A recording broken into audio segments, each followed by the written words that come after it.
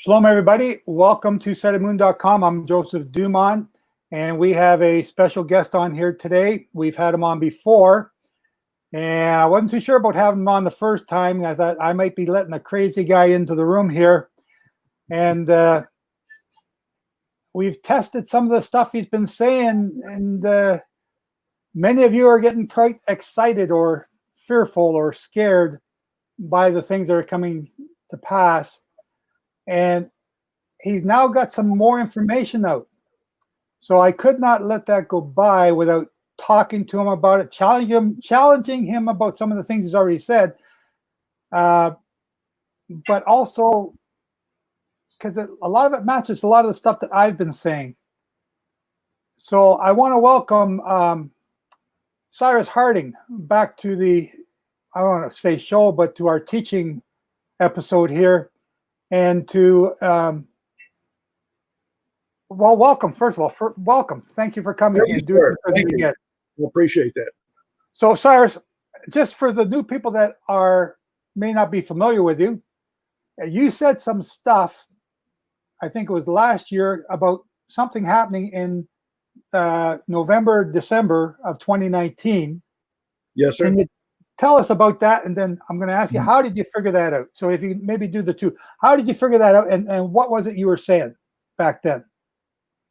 Well, what I was looking at is a phenomenon called a supercycle.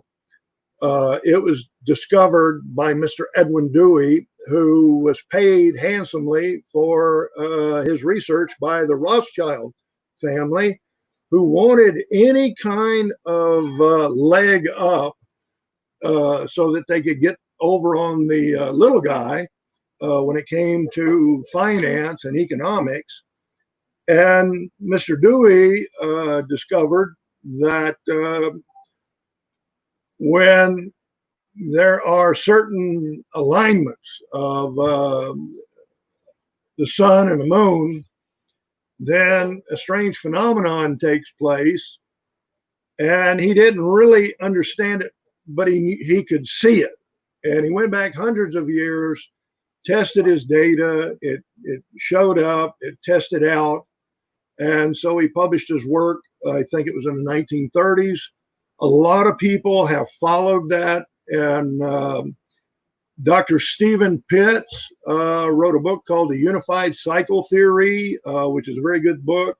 Mr. Dewey's book is very good. That's where I get my my math from. He gave us formulas that he uses for his math, but we have a better understanding of the function of the sun and the function of the moon because of our satellites, and now we can measure things that we did not even know existed in the 1930s and 40s.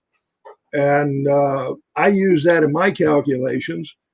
And basically, it gives me a kind of a window to look at. Okay, but let me interrupt for the audience sake. Who is Cyrus Harding, and what gives you the qualifications to do this type of research? So I'm asking a bit about your personal background and what faith you are. Well, I know we've done this before, but I'm going for it for the new people that are tuning in. Yes. When I went into the military, 72, I was recruited by the National Security Agency because they had given a whole battery of tests and I had placed rather high on their test. So they sent me to language school, learned the Vietnamese language. I went over to Southeast Asia. I had, fun getting sprayed with Agent Orange and all that good stuff. But I was trained initially as a linguist. I was trained in Vietnamese initially. Then when I was retrained, it was Arabic and then Aramaic. And so I worked the Middle East problem for 4 years. So I was also an analyst. And when you are an analyst, you began to look for, patterns. You want to see something that keeps reoccurring And when you see it reoccur, you want to be able to understand why it reoccurred. Was it a code? Was it a cipher? Was it just a freak happening? So as an analyst, I began to understand codes, ciphers, things of that nature. And I was at headquarters, NSA. I worked, in fact, I worked the Middle East problem, including Iran, in 1977-78. I was a contact, I'll say it that way, for some of the personnel in Iran who were holding our people prisoner in Tehran. And I helped negotiate the release of 13 people during the summer of actually that was spring of 1980. So I got to see a lot of the machinations of the intelligence agencies, alphabet soup agencies. Mm-hmm. People call them the deep state now. Okay. And while you're talking about, I want to again thank you for the service, not just to your country, but to Canada as well, because Canada was also involved in those negotiations at that time. And I remember it quite well as a much younger man then. So you got this intelligence going on in your brain about picking out patterns, and you've picked out a pattern for the fall, the winter of 2019. Tell me about that. Tell the audience about that. Well, what you're looking at is basically an alignment. Dr. Pitts believed that it was centered around the full moon. And as I look at it, full moon is kind of a peak period of energy time. And you and I have discussed that. That's when people tend to, you have the crazy cycle. People come out, people bite each other on the neck or, do crazy things, stab each other. And that's why your first responders don't like to go to work at nighttime on the full moon, is because people have an adverse reaction to it. My wife has always said to me, it's a full moon tonight, and she's got to go to work at the hospital. And she says, I really am going to hate tonight. And she always says it, but she does not know anything about this. But she always says on a full moon, it's crazy at the hospital. Yes, sir.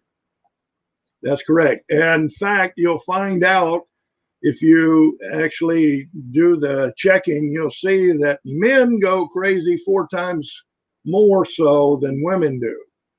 Okay, be careful, Cyrus, because you're creating a whole lot of angry women emails here. So be careful how you say this. Well, no, actually, that's saying that women are more likely to be able to keep their cool when men can't. Okay.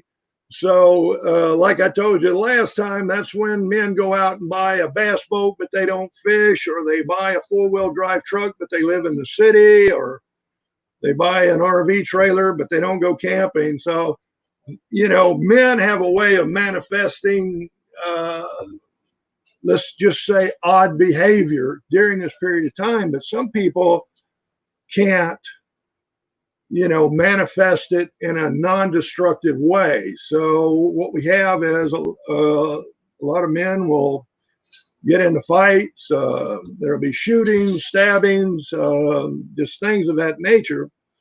And really, it is because the moon is functioning as a big solar reflector. And what it is reflecting, obviously, is light, but also a particle, associated with that light is gamma radiation. And gamma radiation deeply affects the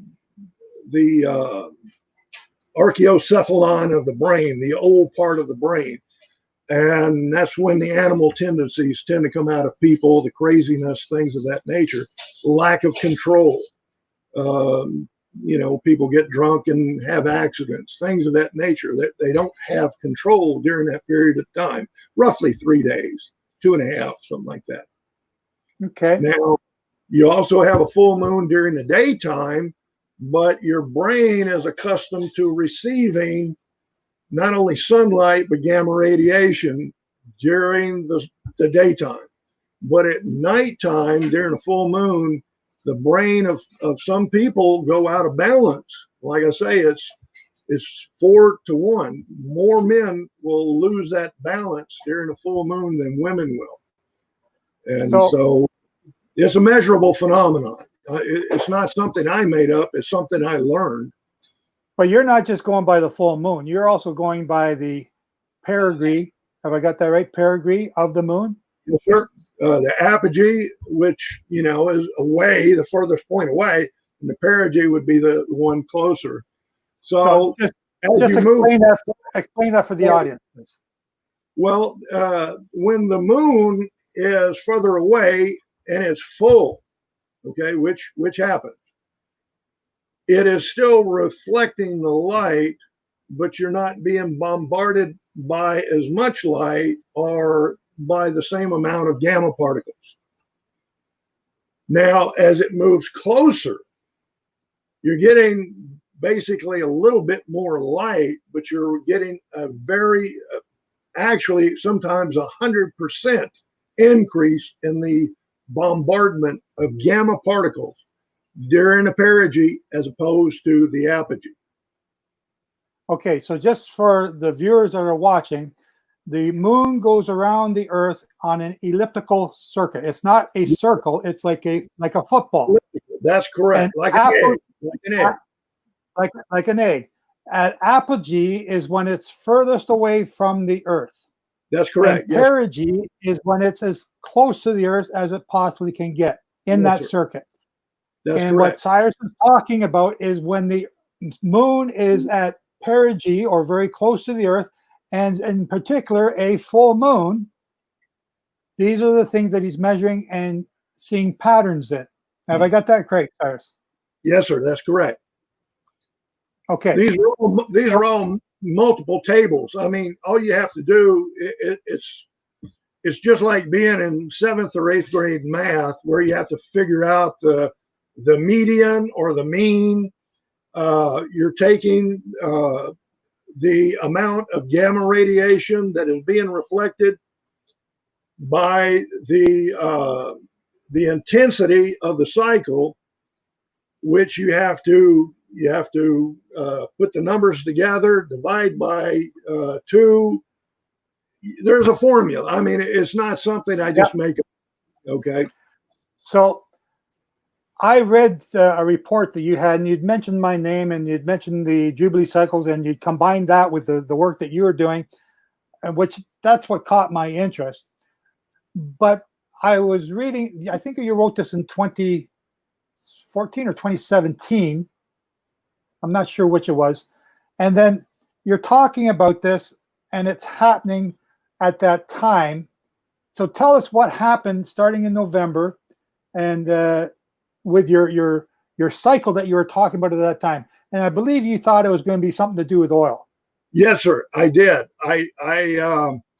Now, just before you start, ladies and gentlemen, I keep interrupting. I'm sorry. I'm excited here. I'm keyed up. If you want to know what we talked about the last time, go back to studymoon.com on our YouTubes. We have this, and I forgot what the title is. It's about Cyrus Harding and his circuits. And you can see it there. Go back there and review that. We're going to do a little bit of review here before we move on, but we're not going to cover everything that we already did. So I'm just giving you a brief review now. Okay, Cyrus, go ahead. Tell me how did you figure that? Well, you already told us how you figured it, but what did you figure out? And you thought it was about oil. I always look at what part of the world is going to see a particular eclipse first. That gives me a focus. If China sees it, then I think, well, it's going to be China. But I also have to look at the fact that there's got to be 2 eclipses, one lunar, one solar. They're going to be within somewhere around 2 weeks. Now, they could be as far out as a month, but if they are, then the intensity of the cycle is reduced by 50% already. But ladies and gentlemen, just so you know, today's date is Monday, June 29th, 2020. We've just had a lunar eclipse 3 weeks ago, and we've had a solar eclipse last week, and we're about to go into another lunar eclipse on July 5th or 4th. 5th? It's 4th into the 5th, I think, lunar. It'll be late night the 4th, going into the early morning of the 5th, I think, Brother Joe. Okay, so that's what that's what he's talking about. We're in the middle of one right now. Okay. I'm sorry, but keep going. Okay. I keep interrupting you. Well, see, that's what made this cycle so complex, was that we had 3 eclipses. And the first eclipse, which was, I think, June 5th, roughly, was about a half an eclipse. It wasn't really a full eclipse. But right now you're talking about the eclipse back in November, December, right? No, sir. This latest one, we had a lunar eclipse. I think it was June 5th. Now we had a solar eclipse June 21st, and it was a beautiful ring of fire over India. Okay. Mm-hmm. There's more than one reason why it's called a ring of fire. Okay. And then the eclipse we have coming up late night, July 4th, I think it is, going into morning of July 5th, is only 25 to 30%, if I remember. Yep. So it's not a very intense, as far as, you're not getting a concentration of power all at once. It's getting a big spread. Okay. And that's what made this eclipse kind of odd, was that it was spread out over such a long period of time. The one that we're in now. Okay. That's right. Now the one that was taking place in November, it was contrasted because we had the 2 eclipses. But the thing is that the eclipses were either total or almost total. They were close together. They were within the 2 weeks of each other. So, but the one thing that they both had in common is they affected the Middle East. And I was looking at that. What's the Middle East? And I'm thinking oil. So it's going to affect oil. That was all I knew. So what did I guess? I guessed, well, with the tensions in the world, maybe the flow of oil gets shut down and oil skyrockets. But the opposite was the case. There was so much oil available that the demand had dropped off because of the coronavirus, that there was an just absolute excess of oil. In fact, they were paying $230,000 a day to rent tankers to store oil off the coast of the United States and China, because there was just too much oil. And that's why the price of oil fell down to a negative $38, because there was too much oil available, which was the opposite of what I thought it would be. What about the Wuhan virus? Did your dates line up with that? Yes, sir, they did. Actually, I actually showed, I want to say November, and I'm guessing, I don't have that information right in front of me, but I'm guessing it was somewhere around November 18th that things would start in Eastern Asia and then progress basically quickly globally. And this was the first time I'd ever seen a global cycle. At some point in time, every point on Earth would be affected by something. I didn't know what it was. You did not know there was a virus, but you knew something was going to affect the whole world, but you didn't know exactly what that was. No, sir. I mean, this was 2 months before it happened. Yeah. I saw something coming out of Eastern Asia, China, Indonesia, that area, something coming out of that area that would affect the whole world. And based on your analysis, you presumed it to be oil. Well, I wasn't sure. I wasn't sure that the two were related. I saw China or Eastern Asia having a big influence over the rest of the world. And then I saw the Middle East being very important as far as, the flow of oil or the price of oil. So I didn't realize that the two were related. Well, again, ladies and gentlemen, Cyrus is talking about this before this happened. He's not sure what he's seeing or what he's understanding. But just so you know, the Wuhan virus began about that time in November. Some say even in August now. And then it, you already know what happened to the Wuhan virus, COVID-19.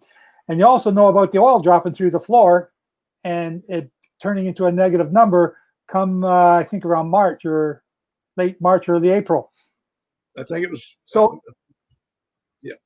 If we can't give Cyrus a home run on these two thoughts, we got to at least give him a third base hit at the minimum. So that's what attracted me to you at first. And then you went on to talk about the current crisis or the current cycle that you said began at the end of May or sometime near the end of May. Tell us a little bit about that one. April 23rd. Okay. If I remember correctly, in fact, when I described it I think I described it to you the same way. I called it basically a cycle of chaos. And, and of course people say, what's chaos? Well, that's when people go crazy. I mean, it's people are going to go crazy during this period of time in large numbers. But it is a cycle of chaos. And I had told people, and I think I told you as well, it has the potential for making people forget about the coronavirus. And that's... Okay, I don't know if you can see my hair standing up, but they are. So just to recap a little bit, in case this is played 100 years from now, what happened on April 23rd, Cyrus? Did anything happen? Oh, I know something did. I just can't remember what it was. That wasn't when they declared. No, that was in March when they declared a pandemic. That was March 10th. That was March 10th, yeah. It might have had something to do with the oil during that period of time, didn't it? Well, oil was going up and down at that time, yeah. And but what came about, now we have been saying on sightedmoon.com for 15 years that May 31st, 2020 was the date in the midst of the 70th Jubilee cycle. And then we changed it because I thought May 31st was going to be Passover. I mean, Shavuot. Right. And then my beliefs, and we're not going to discuss the differences in beliefs here, but my beliefs moved it 30 days ahead. And we kept Passover on the very same day they called the pandemic by the World by the World Health Organization. Then May 3rd was my Shavuot, which is right after your May 23rd. So on May 23rd, what we were noticing was that the UN was calling for a world famine. Right. And then we had the meat processing plants shutting down about this time, 1 week before I kept Shavuot. Okay, well, this is really, so the thing that I'm pushing, or the thing that I've been talking about since 2005, is the fourth curse of Leviticus 26. And I've always been emphasizing the sword, the sword, the sword. But when you read it, it says a sword and plague and famine. Right. And I mentioned the famine and plague before, but I never made that, I always focused on the sword part. And that's, to my discredit. But on May 31st, you had that Shavuot. That was in part of your cycle. And I think you're saying your cycles are increasing in value. The George Floyd murder happened on May 25th. just Oh. 6 days before that. Okay. And that weekend, everything started to blow up across the United States. So you are talking about a crazy cycle, the one we're in now, and you were telling me about that before we got into it, or as we were just starting to get into it. And I think that recording, I forget what the date was, back in May, if I remember correctly, early May. And here we are. And the world has gone absolutely crazy. Yes, sir. It has. I mean, it's spread overseas. There's people calling themselves Antifa and Black Lives Matter in Belgium and Denmark and England. I mean, this is, what can I say? It's a recipe for civil war, is what it really is. And we have news reports of this. There's parts of downtown Seattle. I don't know if they've taken it back yet. They've seceded. They seceded that area to the Black Lives Antifa group. Yes, sir. And the police have pulled out. There is no police there anymore. Right.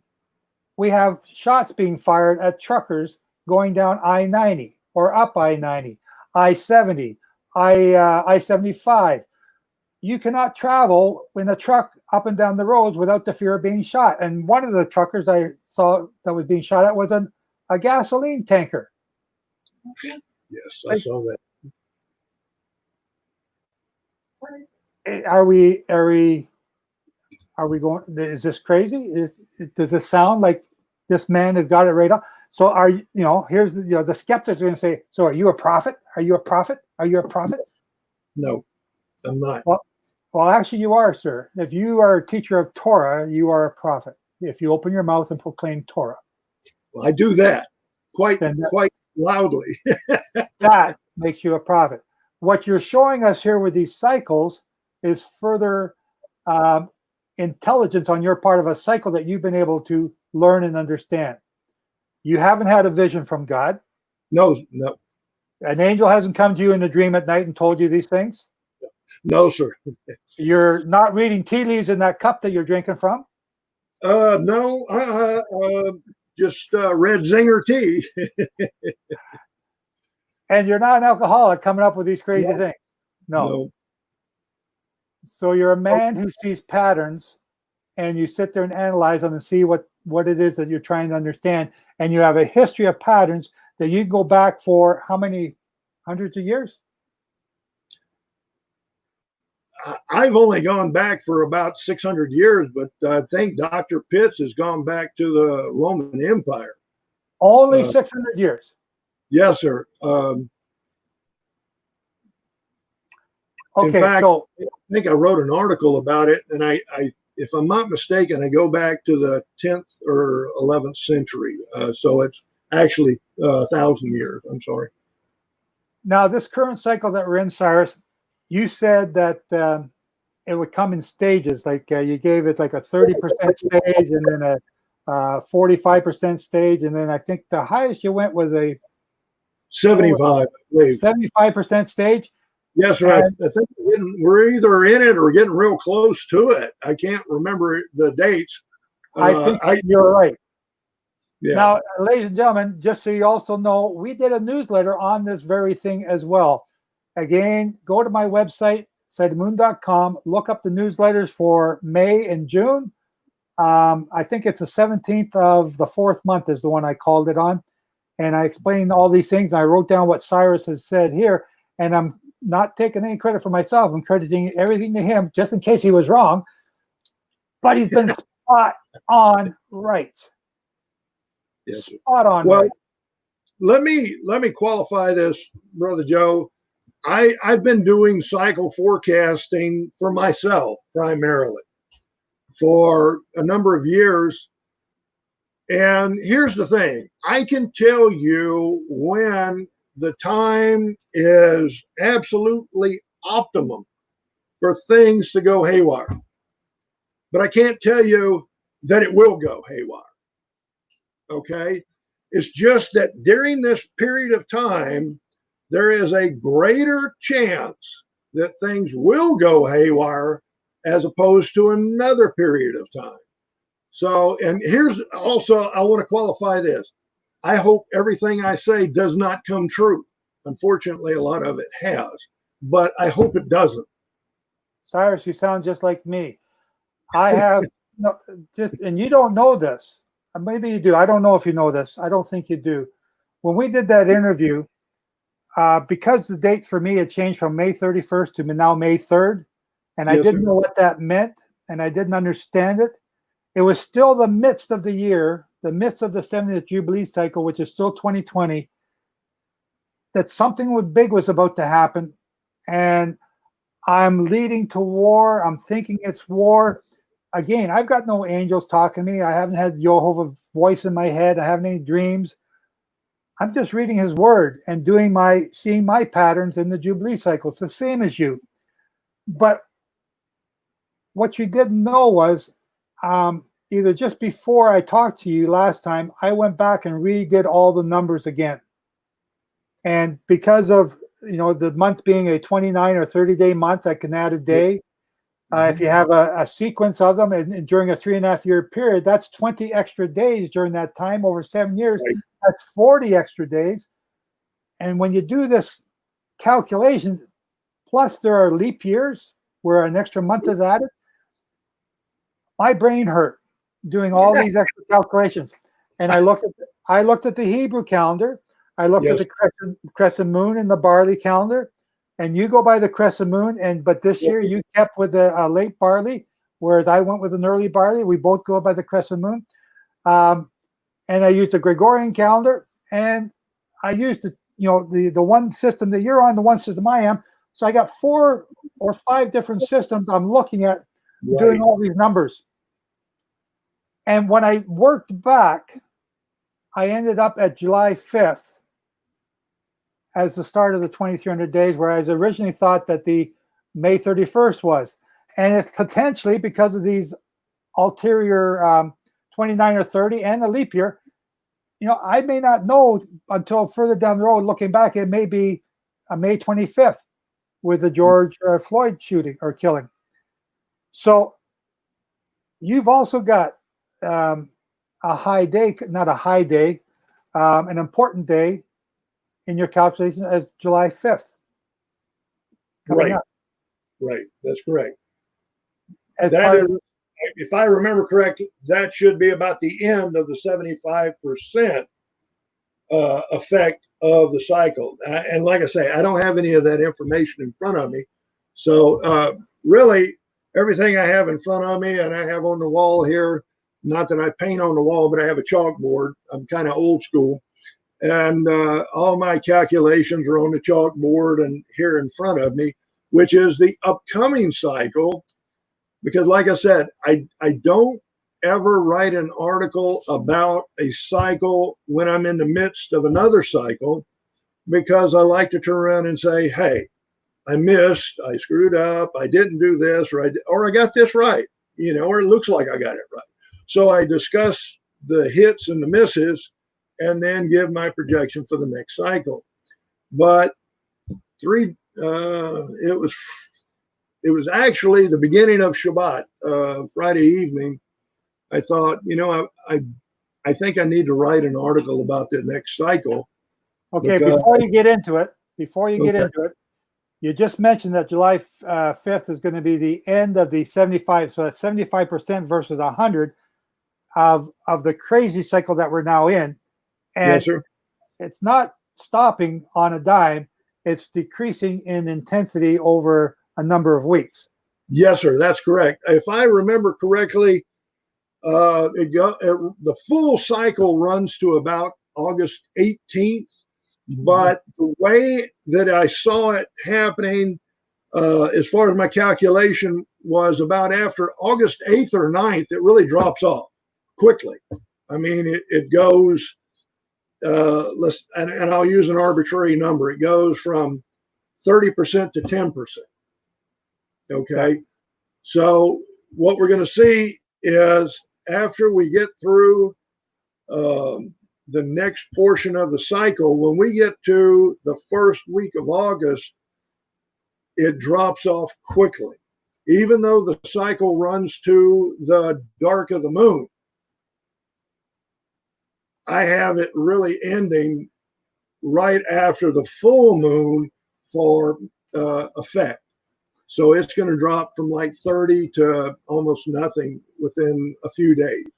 So just so you kind of can, go back and look at our past video and the newsletter, the 17th of the 4th month. But right now in the world, we have COVID starting to spike again throughout all these states, and lots of people still denying that it's real. And we have the economy on the brink still. Not just a recession, but we are in a depression. It's going to take at least 2 years before we come out of this, just by the numbers themselves, let alone. But we also have all these people who have deferred their mortgage payment and their rent payment for 3 months. So April, May, and June. They got to start coming up with rent payments, and they're all laid off starting in July and August. And what's going to happen in July and or August? Banks are going to start holding all this debt, and they're going to start going bankrupt. So we have it's to come out of a recession or to come out of a depression, you need somebody somewhere to start buying stuff. But right now, all the countries around the world are in a depression. Even if you could start to make something, you got no one to sell it to. And if you could make something, you can't bring stuff in, the raw material in, because those countries are in lockdown. The world is in a mess. Crazy cycle? Yeah. I've been locked up here now for 3 months. I might be going crazy. But the reason I got you on here is not to pat you on the back and tell you how great you are, or pat me on the back and say, hey, we both got something close here. Not that at all. Because what you're about to tell people is that we're not the next cycle, and you're going to tell us when, is going to go higher than 75%. Yes, sir. So the floor is now yours. I'm going to try real hard not to butt in this time, because now this is the part I want everybody to hear. So you take it from where you want to start. And right now we're up to about August 18th. And just ladies and gentlemen, take a piece of paper right now and write these dates down. We got 2 different calendar systems that we're talking about. Okay.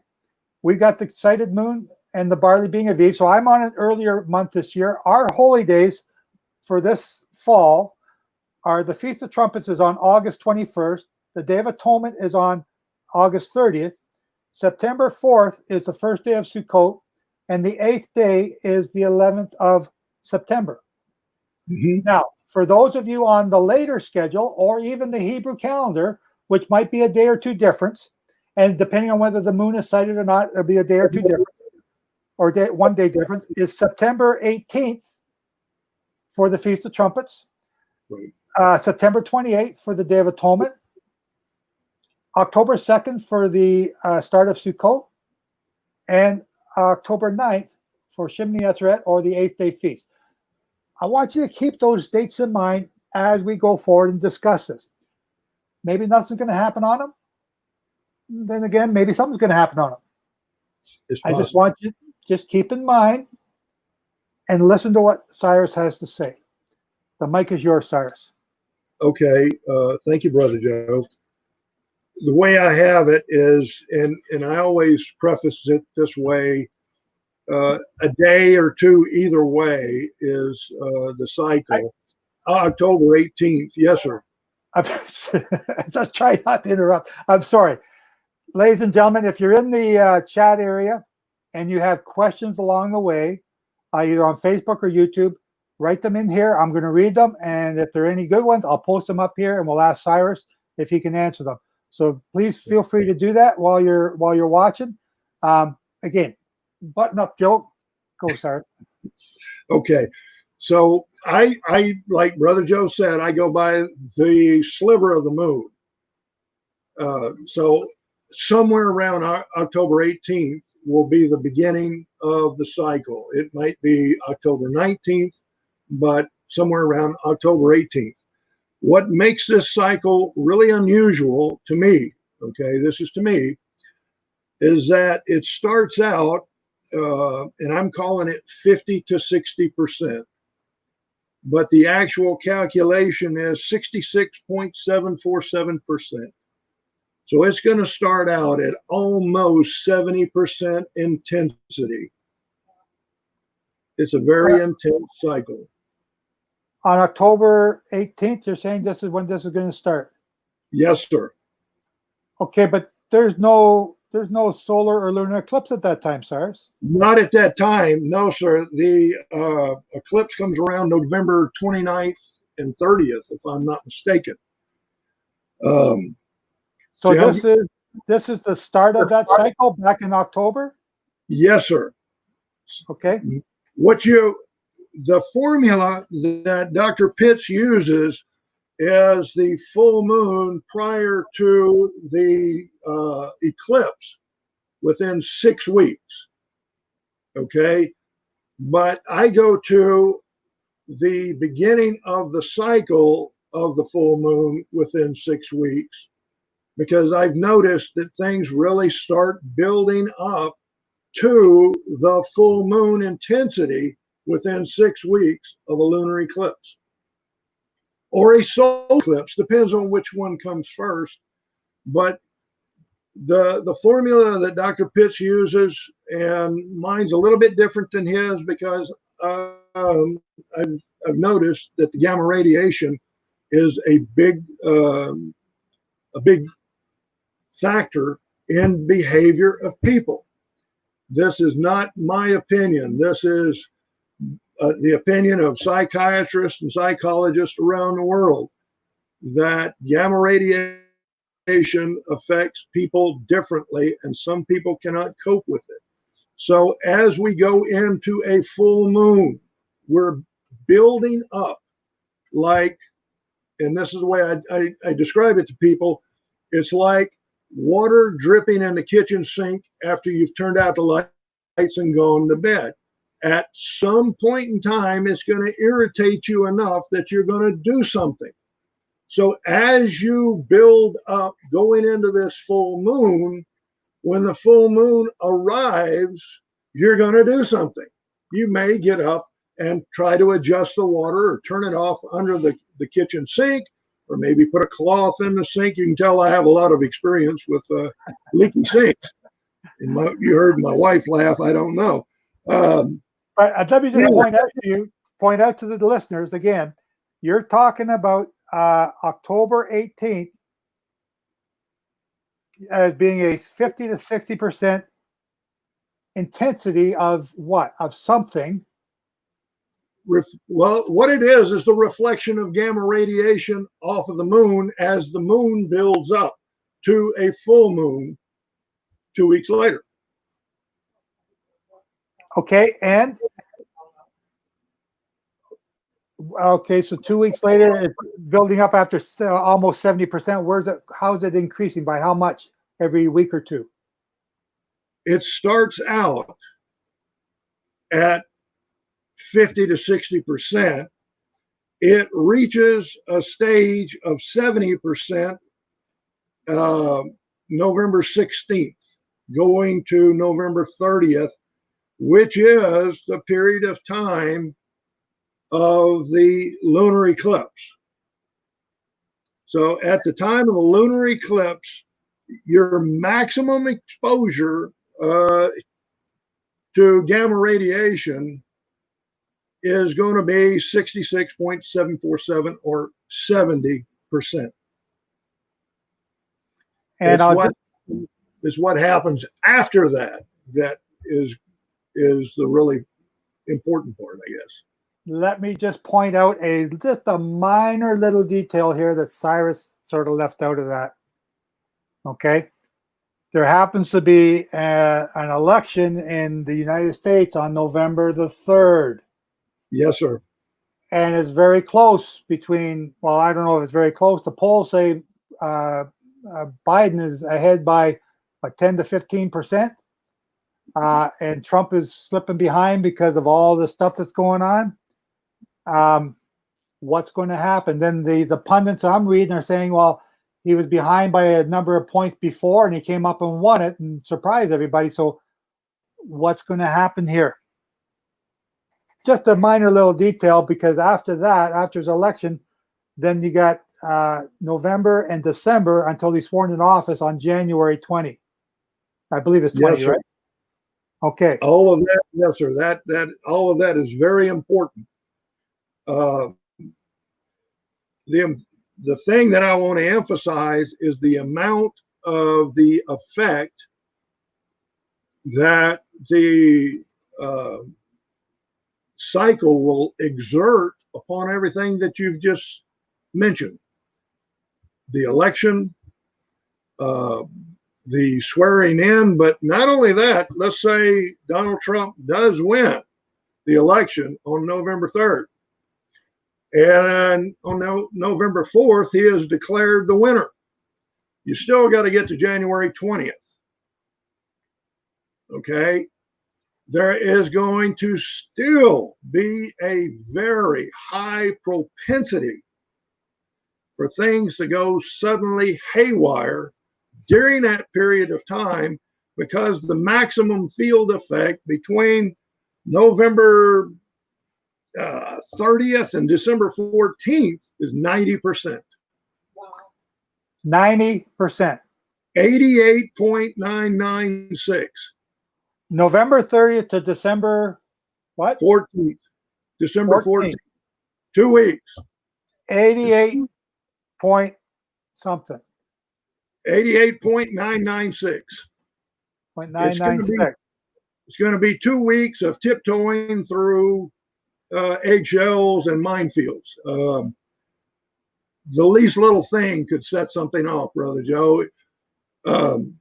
Going back now, I don't want to get into this right now, but getting a start at the very beginning. I mentioned to you while we were off camera that this looks to be a financial / economic cycle. But anything at this point is a flashpoint. The election could be a flashpoint. If the election is contested and should have to go to the Supreme Court like George W. Bush and Al Gore, that could intensify what's already taking place with Antifa, Black Lives Matter, and the far left. So this cycle has so many things that could go wrong. What about the second wave of COVID-19? They're saying it's supposed to come back in November, December. Brother Joe, I don't put a whole lot in. I'm not saying the COVID thing's not real. It is. But so is the flu. It comes back every year. Now that this is in the environment, it's going to come back from now on. So are we going to live in our houses with masks on because we're afraid of something that is definitely going to happen? It's going to happen. Just let me, because I do get a lot of these people that are saying that it's not real, and I'm not going to, argue with you about it. My wife does or did work in the hospital. She broke her arm in November and has been off. It's been a blessing in disguise. She's been off all winter. Oh, man. Everybody on her floor, and this is a little hole in the wall town in nowhere, Ontario. Everyone on her floor got COVID-19. Wow. A young girl, who was my daughter's age, so she's coming up to be 40 here sometime around now, is still off since March. And she said to my wife, it's like trying to breathe through a straw. She's 40. Yeah. Okay, so it's not fake, ladies and gentlemen. And I get upset when you say that. It's not that you said that, Cyrus, but when people say that it's fake, because I have my wife's entire floor off with it at some point. And it's not fake news. It's real.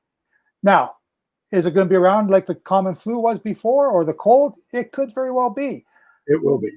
But the people that are dying are those on the front line. And now the people that are dying are the young people who have disregarded it and gone to the beach and are out there protesting, thinking it's not going to affect them. Well, they're now sick and dying.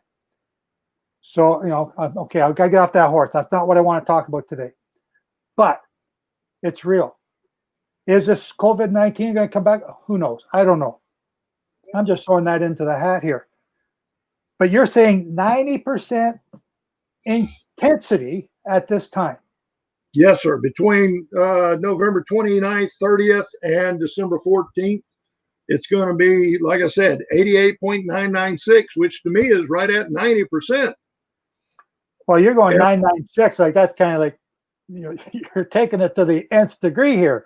No, that was all I had as far as calculations from NASA for the gamma intensity.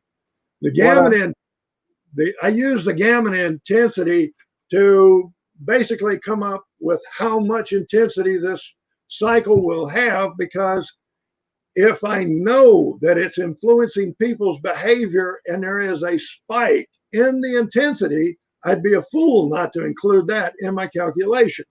I'm poking fun at you in jest, but not really in jest. I'm showing people how detailed you are in your calculations. It's not roughly 90%. It's 88.996. You're very detailed. And that's what I was pointing out. Okay. Okay, so it's rising to that, and it starts in October 18th, you said, at 50 to 60%. Actually, 67% is what you said. 66.747. Yes, sir. Yeah, 747. 66.747, like the jet. When does it peter off? When does it come to an end, this cycle? It's hard for me to tell you. At first I thought the cycle was going to end on January 25th, but that it can't. So as I began running my numbers again, about the fourth time I came up with February 11th. And here's the thing. The cycle is going to end with an intensity of 50%. Okay, so what does that mean? That means it's going to be a strong cycle from beginning to end. It begins at 50 to 60%, 66.747. It's going to begin with 50 to 60% intensity, and it's going to end with a 50% intensity. It's not going to taper off like this cycle is. Like I told you, if you look at the beginning of August, and I can't remember the exact cutoff that I put in my article, but I think it was around August 3rd or 8th. And then after that, it was going to drop off quickly. This was not going to do that. This was going to stay intense from beginning to end. Okay. Ladies and gentlemen, if you got questions, put them up here on the side. I'll ask them, because I'm trying to comprehend this. Just again, so that maybe, and you're thinking this is a financial thing. Why? Why did you say financial? For numerous reasons, and most of them are financial collapses, financial reversals. I had stated that to be wary of the 7 days before Christmas of 2018 up to January 1st of 2018. And then that's when that Christmas collapse came along. And, that was a big deal. But it reversed quickly, and then it came back up quickly. It was shifting back and forth. Okay, so Robin Gray Millard is asking, what does intense mean or stand for? Like, when you say intense, what does that mean? Give it to me. Like right now we got this riots going on, and it's kind of intense. And you're calling that at this time 50 to 75%. So now you're saying that this sort of intensity, if we use this as a basis of comparison, is going to be at 90%. Help us to understand what you mean by intense. What does that mean? Good question, Robin. Thank you. It is a good question, and it's hard to quantify because most people don't look at how much they're being bombarded by external forces. Cosmic rays, things of that nature, influence our decisions, our thought patterns.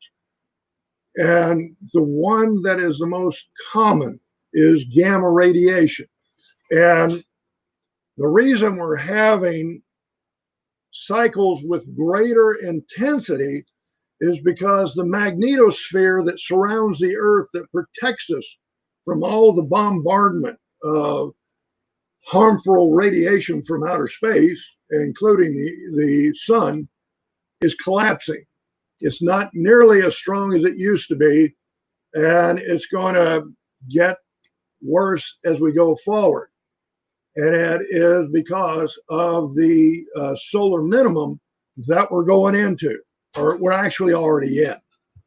So the fact that our magnetosphere that protects us from harmful radiation is getting weaker and weaker. So the cycles are getting more intense. So when you are in a regular, let's just say a perfect environment, and everything has a value of 0, because what radiation is coming in, the magnetosphere is blocking. We get our usual infrared, ultraviolet, UV rays, things of that nature. Most of the harmful radiation is being bounced back into space or deflected around the Earth by the magnetosphere.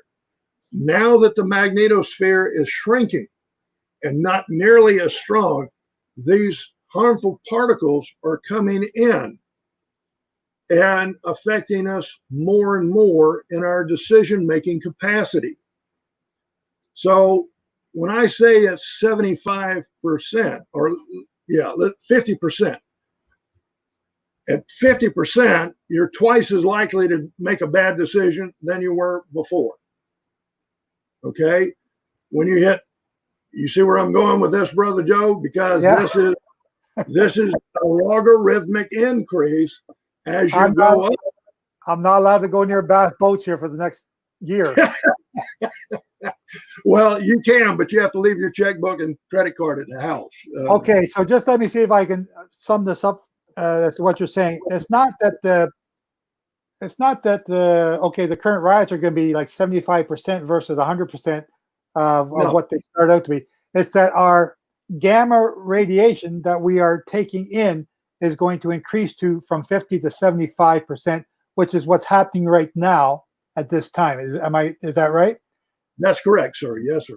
And what you're saying is going to take place in November is that it's going to start off at 50 or 67.747%, 66.747%, and increase to 88.996% in intensity. And it's in that intensity, the increased intensity, that men go brain dead and do stupid things. You're 3.5 times more likely to make a bad decision. At 90% versus 75%. Yes, sir. That's correct.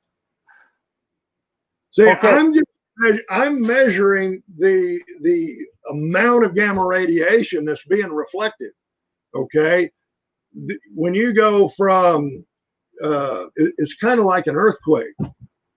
If you have a 5.0 earthquake and then you have a 5.1, that next earthquake was actually not 1/10 stronger, it was 10 times stronger.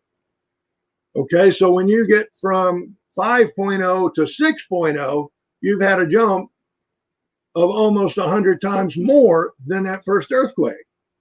So that's what is happening with the intensity or the amount of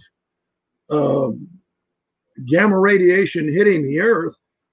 If you go from 0 up to 50%, you're looking at 2 times more chance that you're going to make a bad decision. When you go to 75, you're now at 3 times more. When you get to 90, you're basically at 3.5 times more.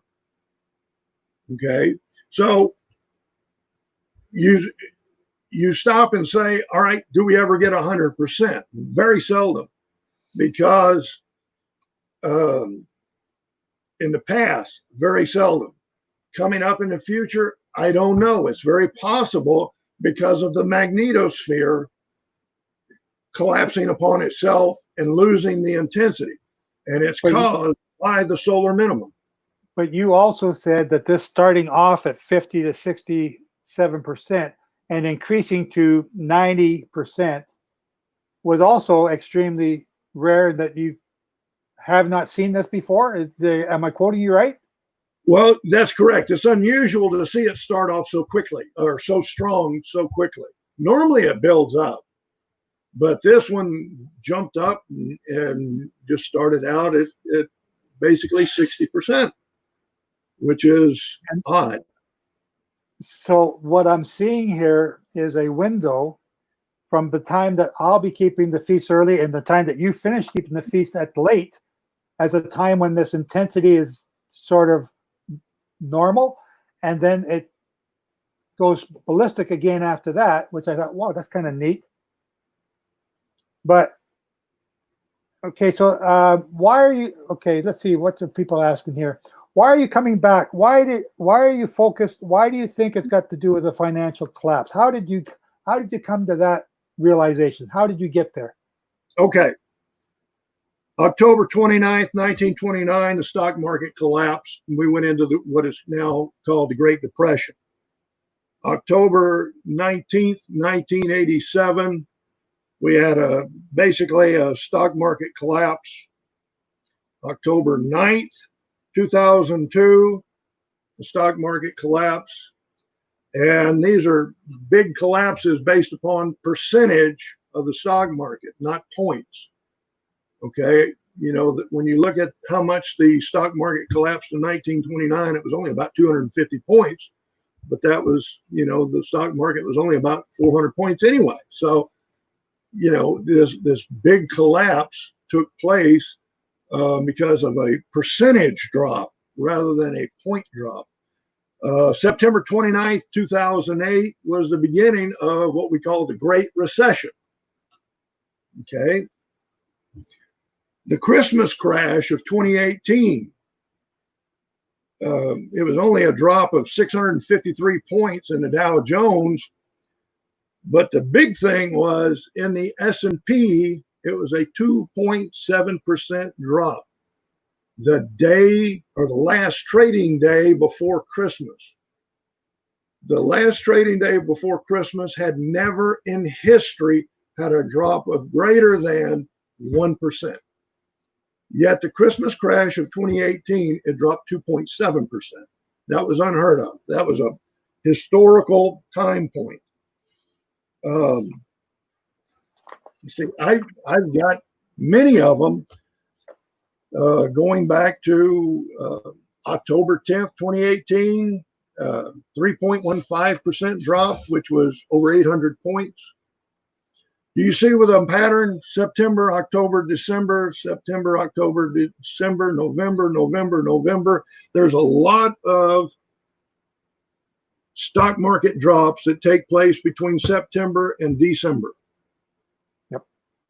Okay. So I'm looking at, and the reason I gave you our holy day dates for the feast days, rather, September 18th, September 27th, October 2nd, October 9th, plus or minus a little bit based on the sighted moon.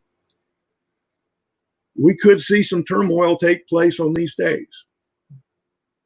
I'm not saying but this is before the 50 to 60% date of October 18th. Yes, sir, it is. It is.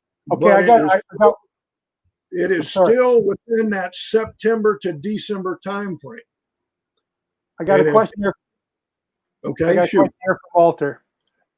Is this a worldwide thing, or is this just North America? North, South America, Northwestern Europe, and Eastern Asia. which would Because that's include where the lunar eclipse goes over those areas. Is that what you're saying? yes, sir. Also, whether or not this is a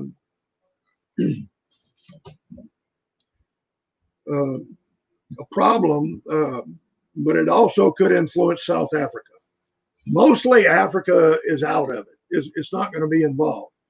Another part that will be involved would be Siberia. And there's some strange things going on in Siberia, Kamchatka right now as well. The Arctic is on fire. Okay. But I believe that this will be kind of focused on North and South America. But like I say, it could affect Northwestern Europe as well. Did you include the Middle East in that? Absolutely not. That's the one thing I have not seen was anything in this cycle affecting the Middle East, and it shocked me. I could not even make something fit. So it was really I was anticipating seeing something in the Middle East with the tensions with Israel, Hezbollah, Iran, Syria, everything going on. I thought, man, shooting could start at any time. And this cycle just totally missed the Middle East. So you're going from October 18th until February 11th with this cycle. You are thinking that it's a financial collapse of some sort, starting traditionally where they mostly start in September, October, November throughout history. And I've done the same sort of study as that using the Jubilee cycles, looking for a pattern and thinking that the sabbatical years has something to do with it. And I came up with nothing. I found two patterns, and certain other people ran with those two patterns, sold a bunch of books, and were found out to be false about it. And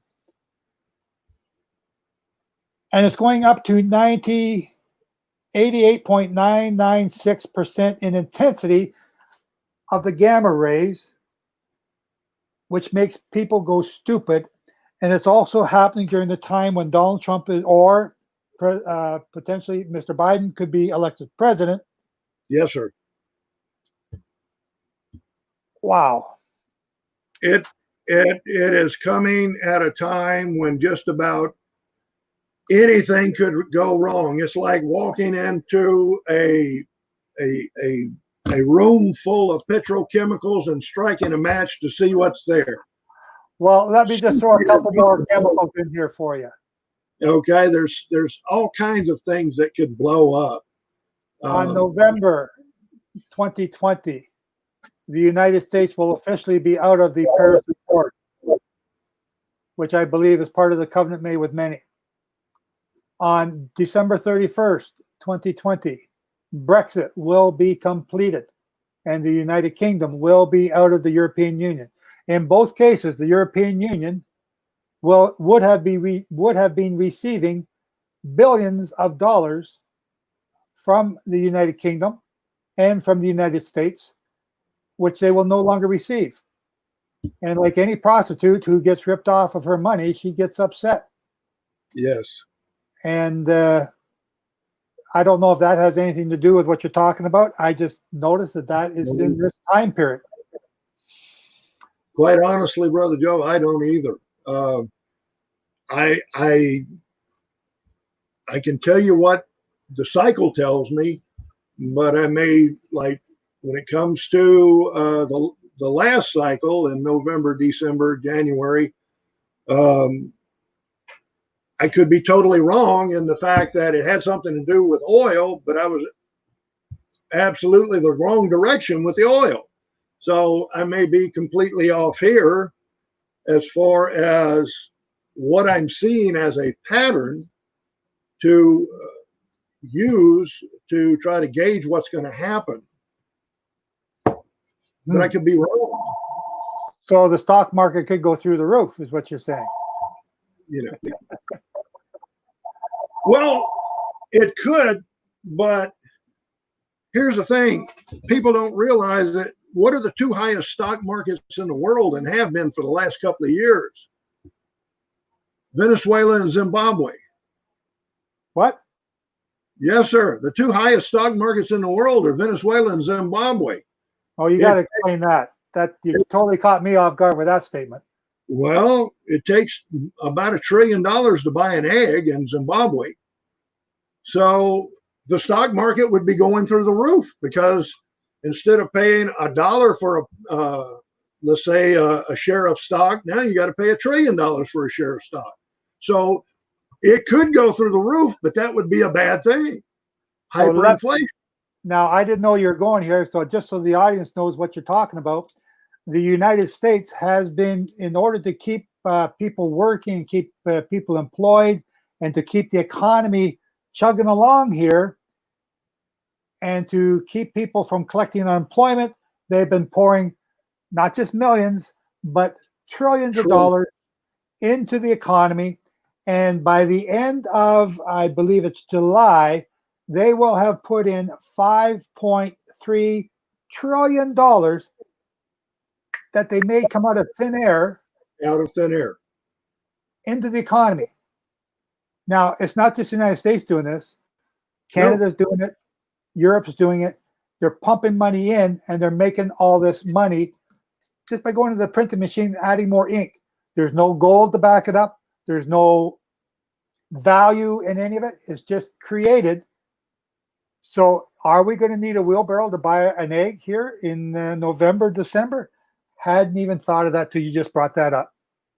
Well, I bring that up because people say, wow, the stock market's booming. That's great. Actually, it's not, because it takes, instead of taking, my parents went through the Depression, and they would go into the store with a quarter and they would buy a slab of bacon and 5 pounds of coffee and, probably 10 pounds of flour and get a nickel in change.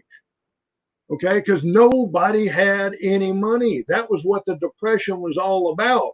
Now, everybody's got money. Everybody's got way too much money. We have billionaires, and now we have a company, Apple, that's $1 trillion company. But what makes it worth $1 trillion? The fact that it takes more dollars to buy that share of stock. This is what I try to explain to people. In 1872, when the Colt single action pistol came out, it cost $20 or 1 ounce of gold. In 1935, that same pistol cost $35 because President Roosevelt seized all the gold and then jacked up the price 85%. Okay, today, a single action Army Colt pistol manufactured at the Colt factory runs about $1,700. Well, what's the price of gold? About $1,700. Do you see? You're getting the same product for the same amount of gold. It just takes more dollars to buy that ounce of gold. So if it's going to cost you $3,000 to buy an ounce of gold, guess what? You're still going to be able to buy that Colt pistol for $3,000 or for an ounce of gold, the equivalent of an ounce of gold.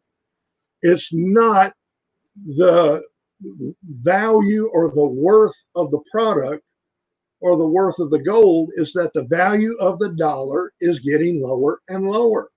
In fact, since 1913, now it's only worth about 3 cents when you compare it to what it was in 1913 when the Federal Reserve Act was passed. Cyrus, I know that you are what people would call a prepper in preparation for the events that are coming. With the knowledge that you have about what you've just told us, plus the current events that you seem to have nailed spot on, plus the events that you nailed last year, even though you got the wrong, you had the right subject, but you had the wrong direction for them. Yeah. What are you doing, and what do you think people should be doing right now? And based on what you believe this coming in 90% intensity is going to do. Now, we just sort of laid out all the things that we could think of that were coming up at that time. We don't know what it's going to be. What are your suggestions? What would you do? What are you doing? The very first thing I suggest to everybody is to pray. Get on your knees and seek Yah's face. This is the time. People say, well, the least we can do is pray. No, that's the most you can do. You can tap into the power of El Shaddai, the Almighty. You can pray and you can ask for wisdom. It says in Scripture that He gives it freely. Okay? He doesn't discipline us for asking for wisdom. He gives it freely. So ask for wisdom. Okay? Now, this is what my wife and I do. And she's sitting right beside me because I have to have her to kind of tell me what's been said and things because my hearing's very bad. But anyway, we believe that biblical money is gold and silver. So if we have a little bit of money left over, and you got to remember we're kind of older and we're pensioners, and so whenever we get a little bit of extra money, we buy whatever it is, silver or gold. Normally it's silver. I call silver poor man's gold, because I can buy a silver coin without taking a loan out at the bank. It's only 25 bucks for a silver round, but an ounce of gold will run you, even though the spot price is in the 1700s, it'll run you $2,100, $2,200, $2,300 because of the premiums that you have to pay. And you may not even get it in your hand. They may say deliveries are going to be in 6 weeks. Gold is getting scarce. It is. Silver right now is still at the local level, still easy to get. Now, it might vary from state to state, country to country. Some countries may not even allow you to own silver or gold. So I don't know. But this is where I start. And think of a bullseye. The center of the bullseye is where you want to start. So you've got to have food and water. Okay? If you don't have enough water, game's over. You can have food for 10 years and it can be good for 25 years. But if you don't have any water, it won't do you any good. Make sure you have an adequate supply. If all electricity is gone, that you have an adequate supply of water for you and your loved ones, and calculate 1 gallon of water per person per day. Okay. Now, it doesn't take a lot of math to figure out a gallon's roughly 10, 11 pounds. So it's going to start adding up quickly as far as weight. So you have to be prepared. But you've got to have water first, then food. And we have, in fact, my wife, while we're trying to get ready for our trip tomorrow to New Mexico, she's been preserving the things that are coming out of the garden, which most of which we did not plant. It's volunteer. Ever since the sabbatical year, we let Yah plant it. We get a bigger increase that way. But anyway, she's been preserving food. And in addition, we purchase dry food or canned food. We know about what we're going to eat per day, week, month, year. So we try to keep canned goods for at least a year.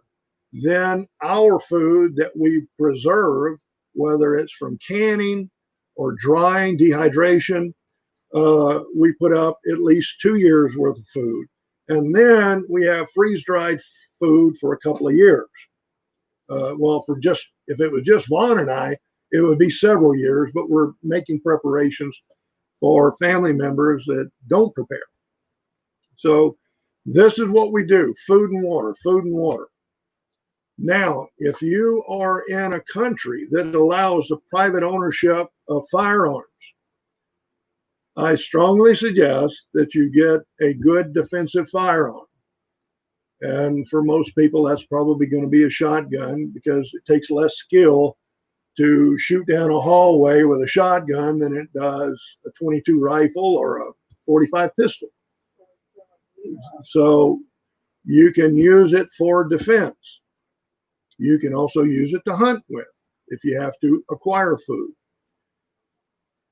Now, this is where you have to understand the forces of evil are already ahead of your planning. If you think you're going to take a rifle and a pistol and a backpack full of ammunition and go into a national forest, or get out in Vancouver, Alberta somewhere, and live off in the mountains without any problems, you're mistaken. In 1995-96 timeframe, there was a huge crisis with wild deer herds, elk herds, and others, where they had no food. So they started airdropping in Colorado, Wyoming, Montana to feed these herds. Unfortunately, they were dropping them cattle feed. And in America, they take dead cows and grind them up and make cattle feed out of them and mix them with grain and things like that. So what was happening is some of these cows were dying of what is called bovine encephalitis, okay, spongiform encephalitis, which is called mad cow disease. So now these deer and elk, and also now moose, bears, other animals, have been infected with a thing called prions or prions, P-R-I-O-N. And once they're in the environment, they're just like the coronavirus. They're not going away. They're going to be there. But also the deer droppings, elk droppings, and things are taken up as fertilizer by plants. So now, if you have sheep that come along, or goats or cows, whatever, and eat the grass that were fed by the droppings that had the prions or prions in them, now they've got them. And if you eat them, now you've got them. So basically, since 1995-96, the forces of evil have already contaminated our deer, elk, moose herds to the point to where you eat at your own risk. Okay? This is, don't take my word for it. Please research it. And the key date was the winter of 95-96. That's when these contaminated feeds were dropped in. And now they call it deer wasting disease. But it's the same thing as mad cow disease. Okay? So you're not going to be able to Daniel Boone your way into a national forest and survive. Well, if you do, you're going to have a horrible ending. It's going to be contamination from encephalitis, spongiform encephalitis. And for those of you that are listening who understand what I teach, we got about 10 years of this type of surviving to look forward to. Okay, so besides hunting and fishing and stocking up food and having gold and the gun to protect it, what else should they do? Well, the guns are to keep your food and water. Mm-hmm. And it's also to keep your gold and silver. After the point in time that you have food, water, and guns, now you can begin purchasing gold and silver. And I'm not advocating anybody go out and take all their money out of the bank and invest in, $100,000 worth of gold. That might be a smart move, but I'm not saying that, because I think it would cause problems. I think that you could take a portion, 10, 15, 20% of your savings and invest in gold and or silver. And like I say, I know the logic people to give you, it takes more silver to equal 1 ounce of gold. It does right now. It does right now. It takes about 100 ounces of silver to purchase 1 ounce of gold. But in nature, silver is found at a ratio of 10 to 1. But I believe that in the very near future, it could be with this next cycle, I don't know, that the true value of silver is going to come out. And I believe that it could be very close to the value of gold, because silver has an industrial component that gold does not. Silver is used for solar panels. My computer, this screen that I'm looking at, Brother Joe's computer, has silver in it. In fact, the Tomahawk missile has 30 pounds of silver in it just for the electrical connections. Silver is being lost, whereas gold is, we still have pretty much the same amount of gold we've had in the last 100 years. It's being used for jewelry and things of that nature, but there's no really big industry that's a mass consumer of gold. But with silver, there is. So, Sorry. Yes, sir. I've had you now for an hour and a half, and we've covered the things that I wanted to do to get out today. And to just provide that heads up warning, again, we're not sure what that exactly means, but based on your past 2 times you've spoken about this, you've been spot on. So it's worthy to take notice of what you're saying. And I wanted to do that today. So I want to thank you for that. I want to thank you for sharing it with us. And again, ladies and gentlemen, Cyrus is saying that the intensity of the cycle that we're in now is going to end here. I think August, what do you say? August something, August 18th.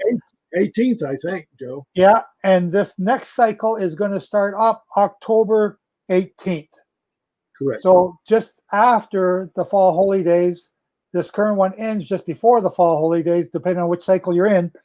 Right.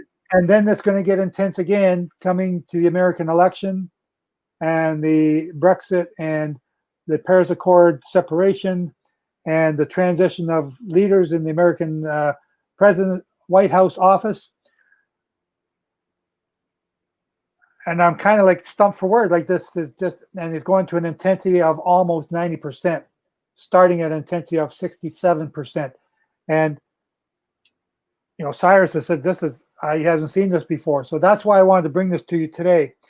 But you said something, Cyrus, there when I asked you, how do you prepare? And you said of all the stuff you said, the first thing you said was the most right one. And that was to pray.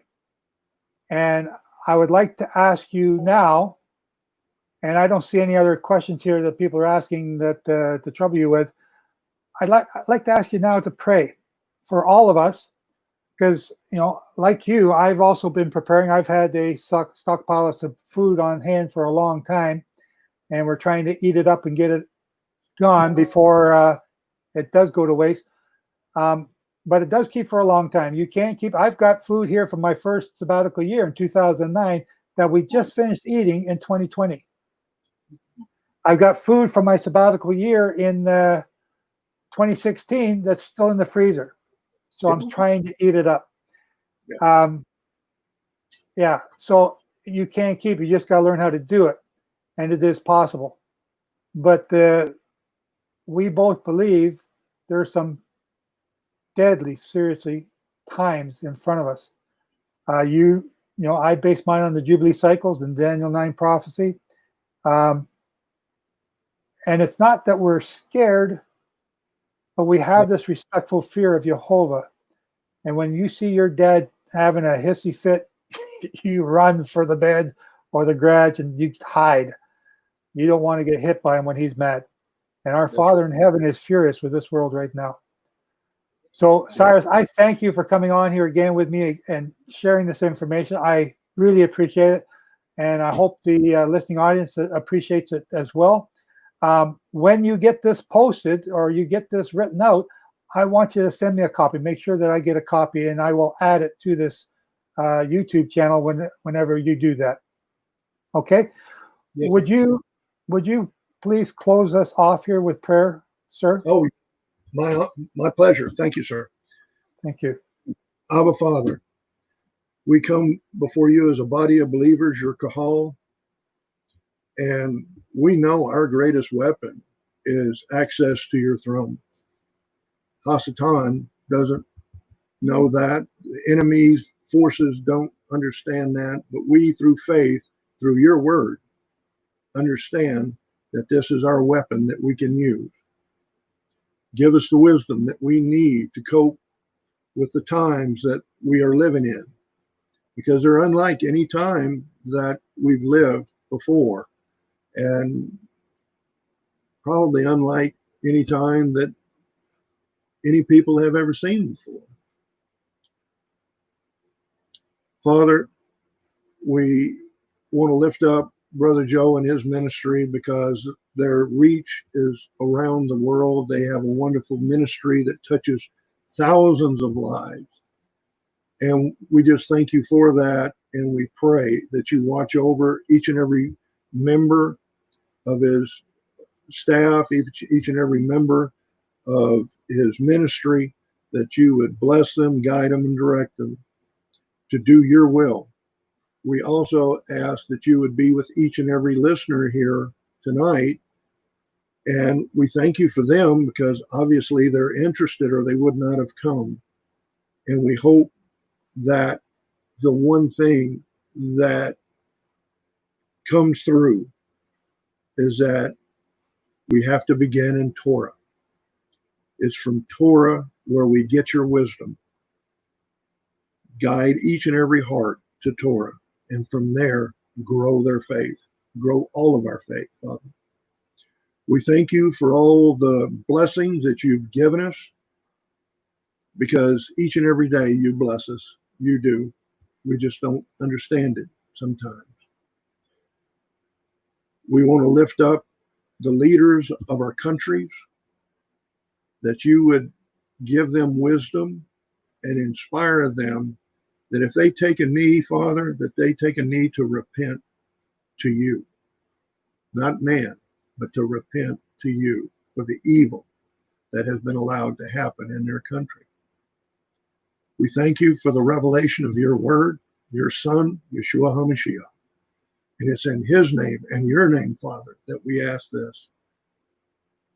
Amen, amen, amen. Amen. Thank you, Cyrus. Thank And you. ladies and gentlemen, make sure you subscribe to our YouTube channel.